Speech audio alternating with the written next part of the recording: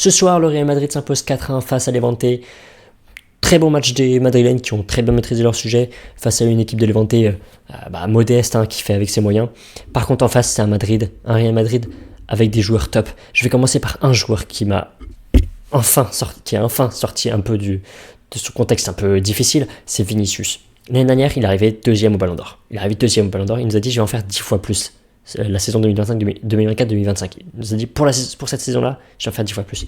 Le gars est arrivé 16e au Ballon d'Or. Pour moi, c'est même pas récompensé, c'est même pas bon pour lui, il le mérite pas. Par rapport à sa saison, je pense qu'il le mérite pas. Je pense qu'il y a des meilleurs joueurs qui méritent largement d'être dans le top 30 que lui. Voilà, il est arrivé 16e, il nous a pas fait une année Ballon d'Or. Il nous a pas fait 10 fois plus que l'année d'avant. Il nous a pas fait 10 fois plus que le Vinicius du Ballon d'Or, que le Vinicius de la Champions. Il nous a fait un Vinicius pourri, un Vinicius moisi la saison passée. Là, aujourd'hui, il a fait un top match. Aujourd'hui, il nous a tous fermé notre bouche. Parce qu'à chaque fois, on critique Vinicius. Vas-y, fais plus d'efforts, vas-y. Pourquoi est-ce que tu n'arrives plus à dribbler? Pourquoi est-ce que tu n'arrives plus à finir? Là, aujourd'hui, c'était bon. Aujourd'hui, il a marqué son but. Aujourd'hui, il a été très intéressant dans les duels. Aujourd'hui, il a permuté avec ses coéquipiers. C'est ça aussi qu'on attendait du Real Madrid. C'était la permutation. C'était une pression. C'était quelque chose que la dernière année d'Ancelotti, c'était compliqué pour eux. On dirait qu'ils étaient fatigués. On dirait qu'ils avaient la flemme. On dirait que c'était des galactiques. C'était chacun pour sa poire, chacun pour soi, les stats pour Mbappé, mais qui ne fait pas avancer son équipe, Vinicius qui est tente de son côté, bref, c'est des joueurs qui veulent pas gagner ensemble, c'est des joueurs qui voulaient pas gagner ensemble, c'est des joueurs qui... Bon, ça s'est un peu amélioré au fur de la saison, mais voilà, c'était bizarre l'ambiance du Real. Aujourd'hui, depuis le début de la saison, c'est une super équipe du Real, un super Mbappé, et aujourd'hui c'était un super Vinicius. Il a été intéressant du début à la fin. Il marque son but, magnifique. Il vient chercher, je vais vous montrer la compo rapidement, et je vous montre un peu. Il est positionné côté gauche, et pourtant, on l'a retrouvé côté droit. Il vient fixer ici, et là, il vient nous faire, magnifique, il vient nous faire un extérieur de pied, ça part comme ça, le gardien ne peut rien faire, alors que pourtant, Ryan, on le connaît. Ryan, c'était le gardien de Lens qui arrivait en janvier dernier, là, à Lens, parce que Brisson-Bach était parti à Rennes, et puis c'est le gardien de l'Australie aussi, en 2022, que l'équipe de France avait affronté. Voilà, on le connaît, et il n'est pas si nul que ça. Et là, il pouvait rien faire, clairement, face à un tir de Vinicius, en plus qui débloque la situation, c'est le premier but du match, c'est ce qui lance le match. Ouais, superbe but de Vinicius, finition parfaite, honnêtement, je pense que le XG doit être à 0,2, 0,3, superbe but de Vinicius qui lance très bien le match pour le Real. Alors c'est pas dès le début, au début il y avait pas mal d'offensives aussi de Levante. Levante a été intéressant aussi dans ce match, c'est pas que le Real qui va 28ème avec 0,3 de XG. C'est pas que le Real qui attaquait, qui avait le ballon tout le temps. Non, il y avait des occasions de Levante, et c'est là qu'arrive un homme. Je vais en deuxième position, mon deuxième homme favori de ce match. C'est toujours pas Mbappé qui a marqué un doublé, c'est Carreras. Carreras aujourd'hui, ce soir, il était exceptionnel. Moi, je connaissais pas trop, en vrai. Je vais pas vous mytho. Je regarde pas Benfica, je regarde Benfica en Champions quand ils affrontent le Barça, quand ils affrontent des grands clubs, quoi. Mais là, quelle saison qu'il nous fait, là. Quel début de saison qu'il nous fait. Le gars, il est là tout le temps, à chaque offensive de Levante, il est tout le temps là. Tout le temps bien positionné. D'habitude, il est arrière gauche, il est latéral gauche. Et il augmente, il avance sur le terrain. Il est aux côtés de Vinicius. Il est tout le temps en train de bouger, etc.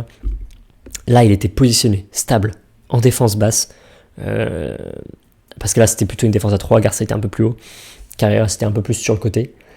Il n'était pas de défenseur central ici, mais il était défenseur central côté gauche, avec une défense à 3. Il était tout le temps là. Il était tout le temps bien au bon endroit, mettre son pied, intercepter les ballons. D'ailleurs, vous allez voir, mais c'est le meilleur récupérateur du match. Je crois qu'il en a 16, on va vérifier ça. Mais top match de Carreras. Je pense que c'est un super achat, peut-être très sous-coté, mais un super achat du Real. Alors, il y a encore des choses à revoir, comme je disais la dernière fois, il manque de lien avec Vinicius quand il est en attaque, quand il est latéral gauche et qu'il monte. Il manque encore ces balles passes avec Vinicius, ce genre d'1-2 qui fait avancer vraiment le match en vitesse, qui met de la vitesse au match. Voilà. En tout cas, aujourd'hui, 16 récupérations, très bon dans le poste de défenseur central. Je pense que c'est un un défenseur central qui peut devenir un des meilleurs à son poste dans les années à venir. Là, il est encore très jeune, hein, mais je pense qu'il peut devenir un des meilleurs, 22 ans. Je pense qu'il peut être l'un des meilleurs à son poste dans les années à venir. Voilà pour Carreras. Je vais ensuite parler évidemment de Mbappé, qui marque quand même un doublé. On est obligé de parler de lui. Il fait un début de match un peu timide. Il est timide, il est pas là, on le voit pas. On le cherche. Ah bah, il est pas là.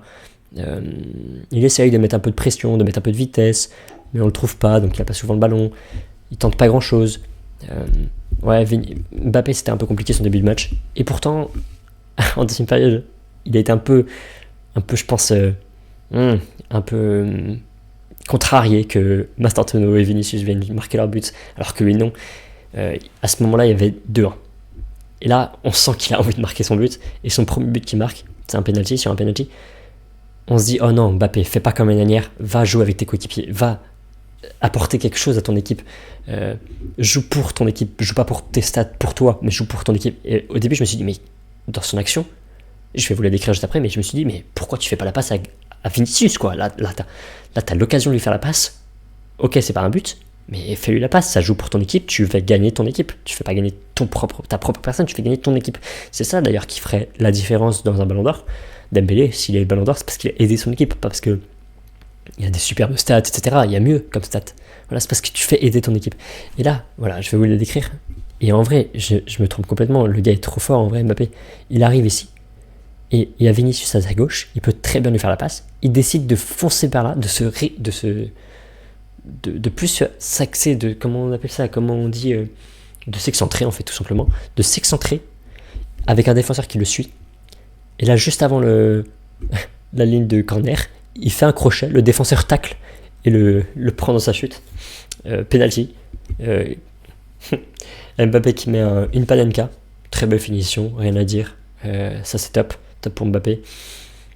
C'est bien pour lui, pour ses stats, parce qu'évidemment il en a besoin.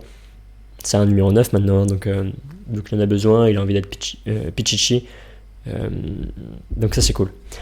Juste avant, oubliez pas vous non plus, abonnez-vous, likez et commentez, ça m'aidera beaucoup. Je viens de lancer ma chaîne, donc j'en ai besoin, ça me donne la motivation. Et voilà, ça m'aidera. Donc n'hésitez pas à le faire, ça m'aiderait vraiment beaucoup. Dites-moi ce que vous avez pensé de ce match en commentaire et surtout abonnez-vous et likez là. C'est bon pour le référencement et ça me motivera. On reprend donc Mbappé qui marque son but en panenka. Et deuxième but, c'est une action qui vient construire. Alors le deuxième but, c'est Güler qui fait une passe mais incroyable. En gros, pour vous faire un peu la situation, c'est je parlerai du but de Mastantuono un petit peu après, mais Güler est là. Là, il y a la ligne des défenseurs de Levante avec un Mbappé un peu axé et Vinicius à gauche. Et Güler fait une superbe passe en profondeur dans la course de Mbappé. Mais en plus, elle est tellement bien donnée, tellement bon. Enfin, elle est tellement parfaite. Ce que je veux dire, c'est que le parfait dosage. La passe de Güler, je sais pas ce qu'il a mis dedans, mais elle a été nickel. Elle a été nickel dans les pieds de Mbappé, qui contrôle très bien, qui arrive face à Ryan, qui se procure un 1v1 finalement, parce qu'il va plus vite que les défenseurs adverses. Il contourne et il vient marquer dans un but vide. Le gardien se jette un peu trop tôt. Dommage. Je pense qu'il aurait pu faire mieux là-dessus, mais de toute façon, Mbappé, c'est Mbappé, hein, il a marqué. Donc, top but de Mbappé dessus, et surtout, quelle passe de Güler, qui fait pas un superbe match, j'ai trouvé. Mais là-dessus, il était incroyable. Superbe passe. Là, parfois, il a des intuitions comme ça. Non, super appel de Mbappé aussi, et qui se positionne bien par rapport à la ligne de hors-jeu, parce qu'il était vraiment sur la ligne des défenseurs. Donc ça se voit qu'il s'améliore, ça se voit qu'il se comprend mieux avec ses coéquipiers. Donc c'est cool pour lui, c'est cool pour son équipe aussi, ça fera avancer son équipe. Voilà, là c'est les joueurs que j'ai retenus, et évidemment Mastantuono qui est beaucoup dans l'agressivité, pas vraiment, mais dans la percussion, dans les dribbles. Il n'est pas encore totalement parfait avec son équipe, il ne livre pas les bonnes passes au bon moment, à chaque fois très bien. Il est encore un peu brouillon, je vais dire, avec ses coéquipiers. Même dans lui tout seul, dans l'impact qu'il met, dans les dribbles qu'il met, c'est toujours un peu brouillon. Mais son but est très bien. Son but est super, c'est bien récompensé son début de saison qui est intéressant pour un mec qui vient d'arriver d'Argentine, qui a encore 18 ans. Je crois qu'il a 18 ans, mais je crois que c'est bien pour ça qu'il ne peut pas venir maintenant. enfin qui ne pouvait pas venir que à partir d'août, voilà, 18 ans. Donc contre-attaque, je crois. Non, ça vient pas d'une contre-attaque. Si c'était une contre-attaque, Vinicius qui lui fait la passe, il arrive en contre-attaque, il arrive de ce côté-là, côté droit. Il s'incruste dans la surface. Et là, il y a un défenseur face à lui. Il va s'arrêter un petit peu. Il va après juste lancer un crochet, un petit crochet, et mettre énormément d'intensité d'un coup. Le moment où il accélère, ça c'est dévastateur. Mastantuono, il a été nickel là-dedans. Il a commencé à accélérer, le défenseur il était paumé. Sa demi-seconde où il a commencé à accélérer, puis il a tiré, c'était parfait. Ça a suffi pour passer le défenseur, tirer en force, mais là c'était vraiment en force. Il n'y a pas eu de précision et tout. En dessous de la barre, le gardien ne peut rien faire. Le but de Mastantuono, ça vient récompenser son début de saison. Ça passe vraiment juste en dessous de la barre. Je me suis dit, oula, 3 cm plus haut, ça passe pas. Mais voilà, ça c'est cool pour lui, c'est cool pour le Real Madrid qui s'impose 4-1 grâce à lui aussi. Parce qu'il y a eu un moment où Levante est revenu, parce que Levante a eu des occasions, notamment sur le but de Young. C'est Romero qui s'incruste côté droit, le côté droit de la défense de Madrid, enfin le côté gauche de la défense de Madrid, mais côté droit de l'attaque de Romero. Heusen qui se positionne mal en fait, parce que Heusen n'était pas bien positionné par rapport à Asensio et Carreras qui formaient une belle ligne entre eux deux. Et Heusen était un petit peu, voilà, il était vers là, alors que le défenseur était là et là. Et l'attaquant, Romero, se trouvait justement de ce côté-là, alors que Heusen regardait de l'autre côté. Il voit pas que dans son dos, il y a un joueur qui couvre pas. Il peut récupérer la balle, Romero ici. Heusen, à ce moment-là, quand il voit que là-bas, il y avait un gars qui n'était pas hors jeu à cause de lui, il vient courir, lui mettre la pression, il vient tacler. C'est un très bon tacle de défenseur, hein. Sauf que le centre est déjà lancé. Romero qui touche le pied de Heusen. Cette action-là est super drôle parce que Courtois est super grand. Je sais pas quelle taille il fait, il doit faire 2 mètres et quelques. Ça le lobe, parce que du coup, tu as Heusen qui touche le ballon, donc ça lobe Courtois qui est obligé d'aller courir second poteau. Il essaye de mettre le point, sauf que là il y a Young qui impose son corps, qui saute, qui met la tête, le bras de Courtois est bloqué par le corps d'Young, il peut pas le mettre le point, il est obligé de se prendre le but, c'est dommage. Je pense que Heusen est un peu coupable dans ce but, parce qu'il se positionne mal avec ses coéquipiers, c'est dommage. Et Courtois était un peu bloqué, il pouvait pas faire grand chose, parce que Young l'a bloqué à ce moment-là, il était très bien positionné, hein, Young. Donc voilà. Ça avait mis un peu la pression au Real, puisque ça faisait 2-1 à ce moment-là. Mais ils ont su se ressaisir, ils ont su garder la maîtrise du ballon, ils ont su garder la maîtrise du match. Ils ont très bien maîtrisé leur sujet. Superbe match du Real Madrid. Et globalement, dans les stats, c'était largement eux devant, hein. 3,54, alors évidemment il y a un penalty. De l'autre côté c'est 1,60, mais notamment avec le but de Young qui doit être à 0,80, je pense, un truc comme ça. Le but de Young était à 0,78. Possession largement pour le Madrid quand même, qui restait dominateur du match. 4-1. C'était pas un match incroyable dans l'intensité, parce que il y a des fois où tu te dis oh là, j'ai failli m'endormir. Mais bon, c'est le match du Real contre un Levante qui vient d'être promu, hein, donc c'est normal que ça se passe comme ça. Le Real Madrid continue sans faute. Ce week-end, ils affrontent l'Atlético. Attention, parce que là, il va falloir le mettre de l'intensité. C'est l'Atlético qui a fait un 3-2 face à Liverpool, très bon en fin de match, notamment Liverpool. Même là je vais finir par Liverpool à la fin de cette vidéo, mais là, l'Atlético fait un très mauvais début de saison. Ils ont perdu un match contre l'Espagnol, je crois, et 2 matchs contre Deportivo Alavés, et je sais plus contre qui d'autre, mais très mauvais début de saison. Je crois qu'ils ont juste gagné le match contre Villarreal. Ils sont 12e du championnat, Atlético Madrid. C'est pas pour ça que le Real doit se dire ok, on va le faire tranquillou. Non, ce week-end on veut de l'attention. On veut que le derby madrilène soit à la hauteur de ce qu'on attend. Donc j'espère qu'il y aura plus d'identité. J'espère qu'il y aura autant de buts. 4-1, ça fait 5 buts, c'est pas mal. En tout cas, ils continuent sans faute. Derrière, il y a le Real, déjà à 5 points. Bon, il y a un match de retard, mais avec un match nul. Pour l'instant, c'est 5 points, ça peut revenir à 2. En tout cas, top Real Madrid en ce moment. Sur les traces d'Mbappé, hein, qui fait un top début de saison. Le Real Madrid est très bon en ce moment. Hein. Donc ça, c'est cool pour eux. C'est cool pour football que de voir un Real au top niveau. J'espère qu'ils feront une bonne saison. J'espère qu'ils seront à la hauteur de ce qu'on attend d'eux. Qu'ils livreront vraiment bataille en Champions. Je suis pas supporter du Real, mais j'aime bien voir le Real en forme. Ça met un concurrent de plus, un peu plus de piment dans la course au titre en Liga, dans la Champions, etc. Donc voilà. Et rapidement pour Liverpool, ouais, ils ont maîtrisé leur match. 2-1.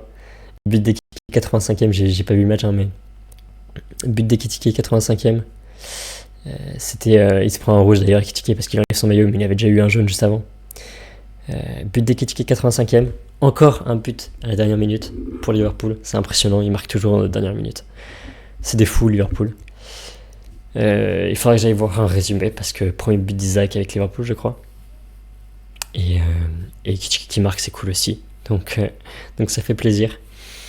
Et puis évidemment, le fait qu'il marque encore à la dernière minute, je crois qu'il n'y a pas eu un match où ils n'ont pas gagné de justesse, même contre Bournemouth, où ils marquent 4-2, ils gagnent 4-2, c'était chaud jusqu'à la fin du match.